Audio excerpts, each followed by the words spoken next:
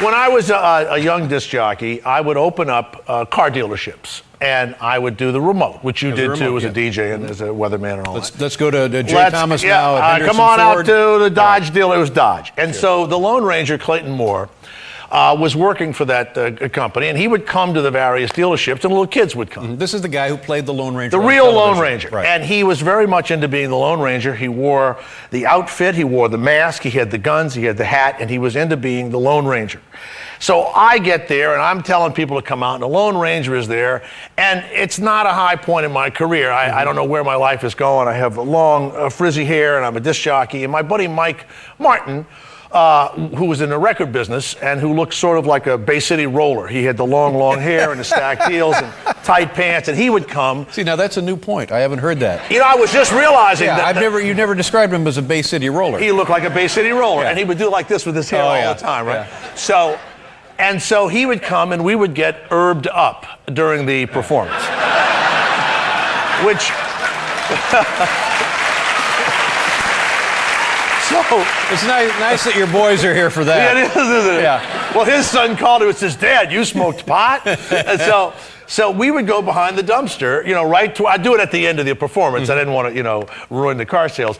And so we got completely loaded, and we come out, and no one was there to pick up the Lone Ranger to take him back to the Red Carpet Inn on Moorhead Street. So he looked very uncomfortable. I had an old beat-up Volvo.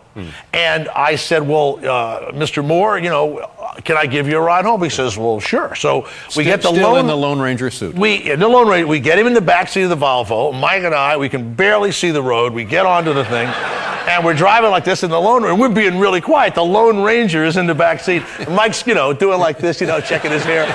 And we're trying not to look stoned is the other thing we're trying to do.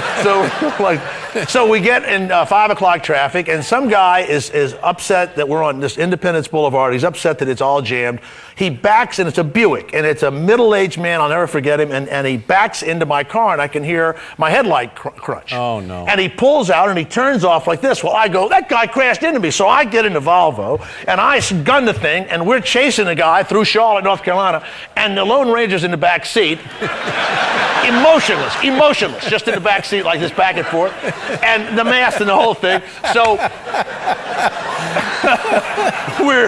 I'm in the Volvo, and so finally I gun it, you know, and it gets right in front of the Buick, and I pull off, and Mike and I jump out, and I go, man, you crashed into my car. And he gets out, he says, no, I didn't. I said, yes, you did. You backed into me, and you broke my car. And he says, well, what do you want? I said, I'm going to call the cops. I'm going to call the cops. He says, oh, really? Well, who do you think they are going to believe? You two hippie freaks or me? And the Lone Ranger gets out from the Volvo.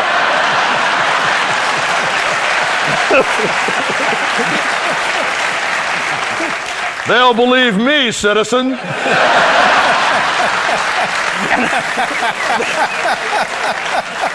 And the guy goes, I didn't know it was you. And that's a true story. There you go. I never get tired of the Lone Ranger. Don't believe me.